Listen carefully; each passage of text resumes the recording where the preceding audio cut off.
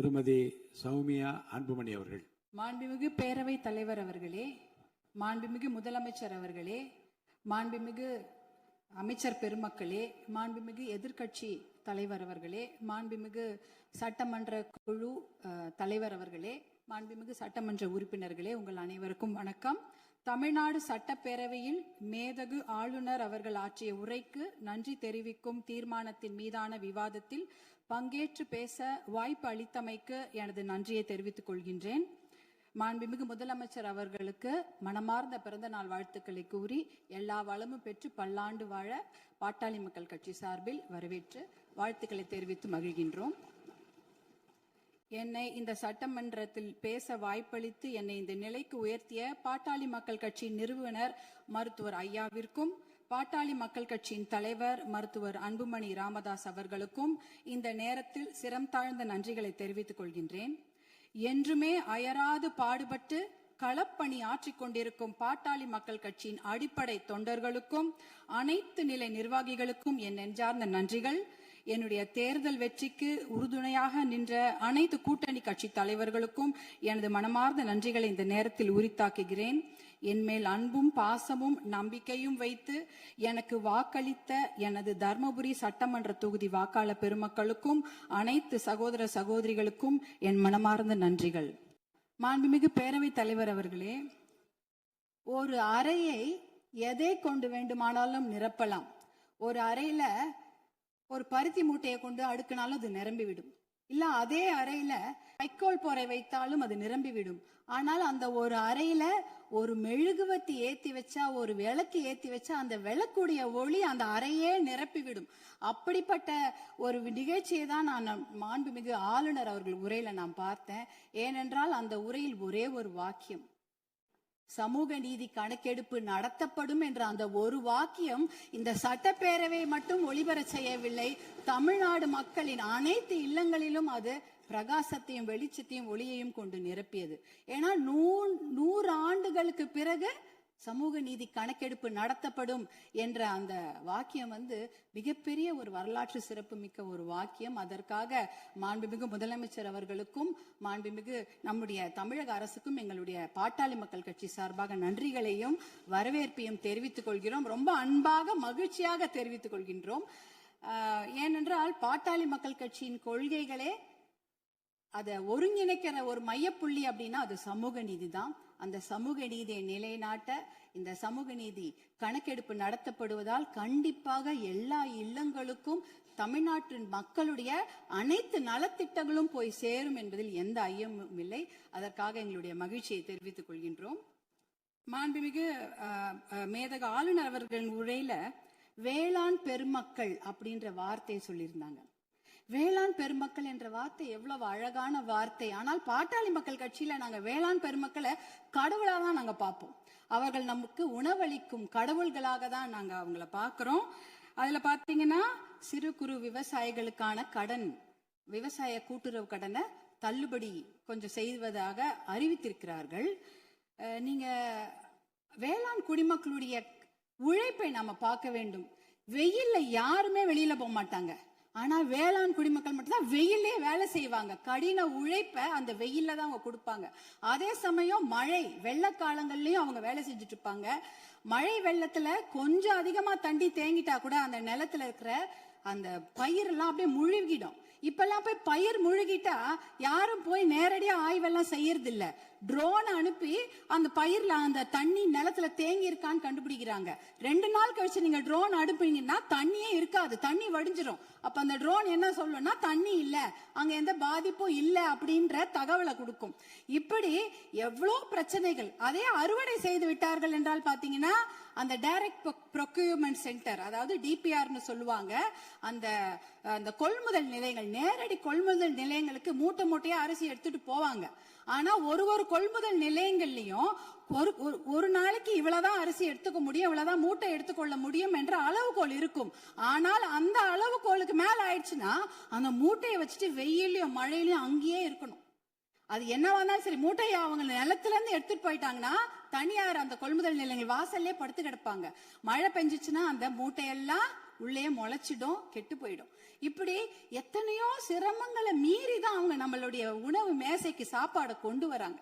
அதற்காக அவங்க வாங்குற கடன் பாத்தீங்கன்னா தனியார் வங்கிகள்ல வாங்குவாங்க, தேசிய வங்கிகள்ல வாங்குவாங்க, கூட்டுறவு கடன் வாங்குவாங்க, யாருக்கிட்ட வேணாலும் கடன் வாங்கி அந்த விவசாயத்தை செய்வாங்க. அப்படி இருக்கும்பொழுது அந்த வங்கி கடன்களை நாம தள்ளுபடி செய்ய வேண்டும். மகாராஷ்டிரால பாத்தீங்கன்னா எல்லா வங்கி கடன்களையும் தள்ளுபடி செய்திருக்கிறாங்க. நம்ம தமிழ்நாட்டுல நம்ம கூட்டுறவு கடன், அந்த கடனை வாங்கின கடனை முழுமையாக தள்ளுபடி செய்ய வேண்டும் என்பதுதான் எங்களுடைய வேண்டுகோள். அப்படி ஏன் தெரியுங்களா, தமிழ்நாட்டுடைய ஒரு 3 பேர்ல 2 பேர் விவசாயத்துக்கும் விவசாயத்தை சார்ந்த தொழில் செய்யறாங்க தமிழ்நாட்டுல.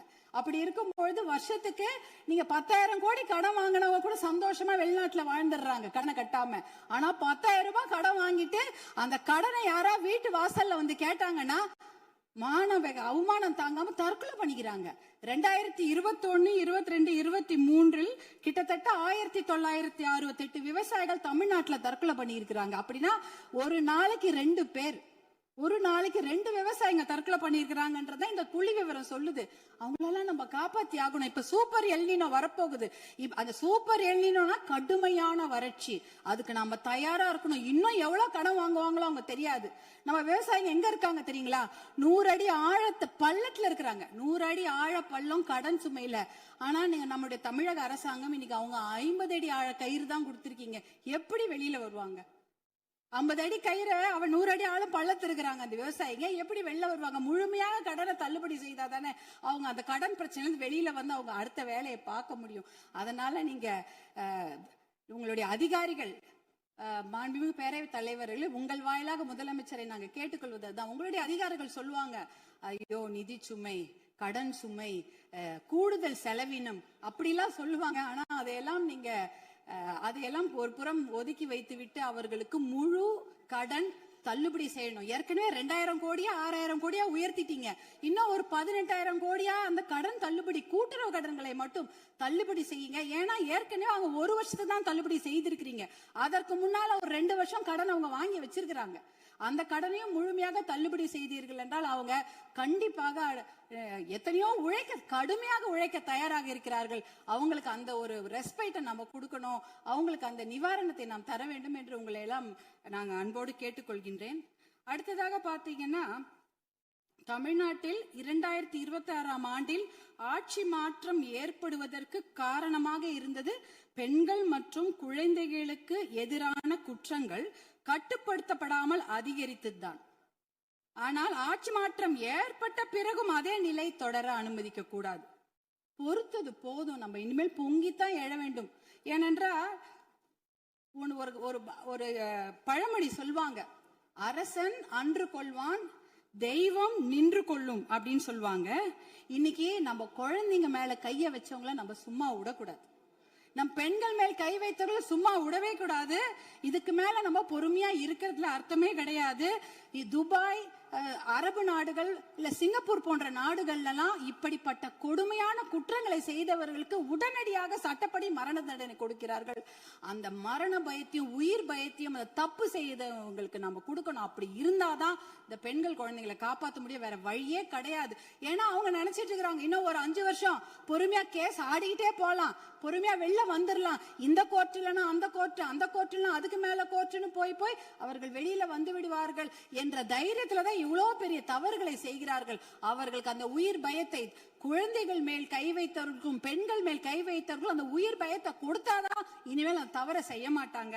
அதுக்காக இனிமேல் நாம பொறுத்தது போதும், பொங்கி எழ வேண்டும் என்று மறுபடியும் நான் உங்களை வேண்டி விரும்பி கேட்டுக்கொள்கின்றேன்.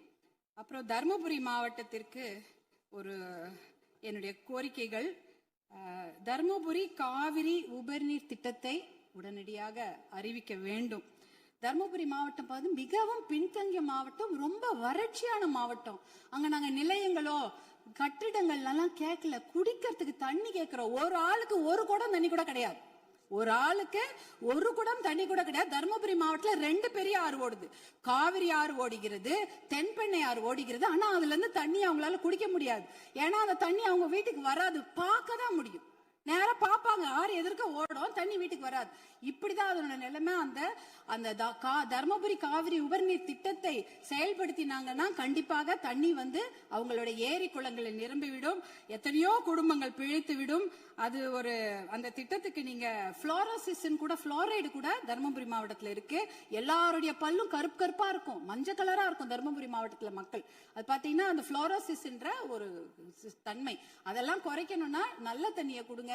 தர்மபுரி காவிரி உபரிநீர் திட்டத்தை நீங்கள் செயல்படுத்துமாறு அன்போடு கேட்டுக்கொள்கின்றேன். அடுத்தது தர்மபுரியில சிப்காட் தொழிற்பேட்டை அனௌன்ஸ் பண்ணி 18 வருஷம் ஆச்சு. 2 முறை அதுக்கு திறப்பு விழா பண்ணியாச்சு.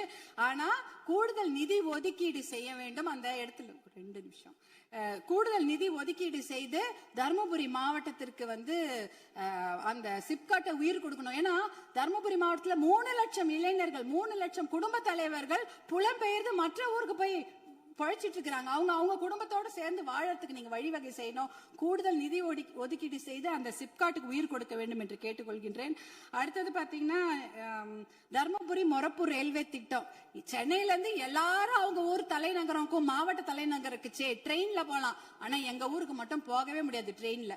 தர்மபுரிக்கு சென்னைக்கும் ட்ரெயின் கனெக்ஷன் கிடையாது. அதுனா மொரப்பூர்ல ஒரு பெரிய பிட்டு வந்து உடைஞ்சு போயிருக்குது.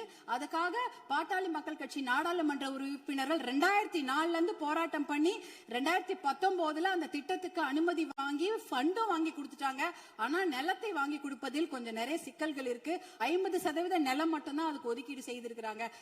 அந்த திட்டத்தை விரைவாக செயல்படுத்த வேண்டும். அதற்கு நீங்கள் சிறப்பு கவனம் தமிழக அரசாங்கம் செய்ய வேண்டும் என்று உங்களை அன்போடு கேட்டுக்கொள்கின்றேன். வருமானம் இல்லைன்னு நம்ம சொல்லிட்டு இருக்கிறோம். ஆனால் நிறைய நல்ல திட்டங்கள் இருக்கிறது. அதாவது பாலிசி டிசிஷன்ஸ் பண்ணாலே அந்த வருமானம் தேவை கிடையாது. இப்ப இளைஞர்களுக்கு வேலை வாய்ப்பு 75% நீங்கள் உறுதி செய்து விட்டீர்கள் தனியார் துறையில அப்படின்னு சொன்னீங்கன்னா, தனியார் துறையா அவங்களுக்கு வேலையை கொடுப்பாங்க. தமிழ்நாட்டு இளைஞர்களுக்கு வேலை கொடுக்கப்படும். இப்ப வேலையில்லா திண்டாட்டம் அதுவே குறைஞ்சிடும். அதே போல மாவட்டங்கள் அதிகமாக இருக்கிறது தமிழ்நாட்டுல. அதாவது அதை வந்து நம்ம மாவட்டங்களை பிரித்தால் ஒரு கொஞ்சமாக நிதி சுமை தான், ஆனா மாவட்டம் மிகப்பெரிய வளர்ச்சியை பெற்றுவிடும். அதே போல பில்ஃபரேஜ குறைக்கிறோம்ட்டு கவர்னருடைய அமைதக ஆளுநர் உரையில இருந்தது. கனிம வள கொள்ளை வந்து தடுத்துட்டா 1.5 லட்சம் கோடி 2 லட்சம் கோடி ரூபாய் வருவாய் வந்து தமிழ்நாட்டுக்கு கிடைக்கும். அதே போல சேவை உரிமை பெறும் சட்டம் 21 மாநிலங்கள்ல இருக்கிறது. அது வந்து பொதுமக்களுடைய நலனுக்காக கொண்டு வரப்பட்டது. அது பாத்தீங்கன்னா அதனால எப்படின்னா எந்த ஒரு விஷயத்துக்காக பொதுமக்கள் அப்ளை பண்றாங்களோ உடனே வந்து சேர்ந்துரும், ஒரு பைசா செலவில்லாம. சேவை உரிமை சட்டம், லோக ஆயுக்தாவை பலப்படுத்த வேண்டும். இப்படி போன்ற பில்ஃபரேஜ்களை தடுத்தாலே தமிழ்நாட்டுக்கு வருவாய் ஏற்பட்டுவிடும். பாலிசி டிசிஷன்ஸ் பண்ணும்போது எந்த ஒரு நிதி சுமையும் கிடையாது. இப்படிப்பட்ட திட்டங்களை எல்லாம் நீங்க கவர்னர் உரையில, அமைதக ஆளுநர் உரையில சிலவற்றை அறிவிப்பு செய்திருக்கிறீர்கள், சிலவற்றை அறிவிப்பு செய்யாமல் இருக்கிறீர்கள். அதையெல்லாம் கொண்டு வர வேண்டும் என்று உங்களை கேட்டுக்கொண்டு, எனக்கு இந்த வாய்ப்பை அளித்த பேரவைத் தலைவர் அவர்களுக்கும் மாண்புமிகு முதலமைச்சர் அவர்களுக்கும் எல்லோருக்கும் என்னுடைய சட்டமன்ற உறுப்பினர்கள் என் மனமார்ந்த நன்றியை தெரிவித்துக் கொள்கின்றேன்.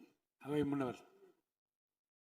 மாண்பு பேரவைத் தலைவர்களே, மாண்பு உறுப்பினர்கள் குறிப்பிடுகிற ரயில்வே திட்டத்திற்காக நிலமுடுப்பிலே தாமதம் ஏற்படுகிறது என்று சொன்னார்கள். அதற்காக தனி தாசில்தாரை விரைவாக நியமிக்கிறோம். விரைந்து அந்த பணிகள் நிறைவேற்றப்படும்.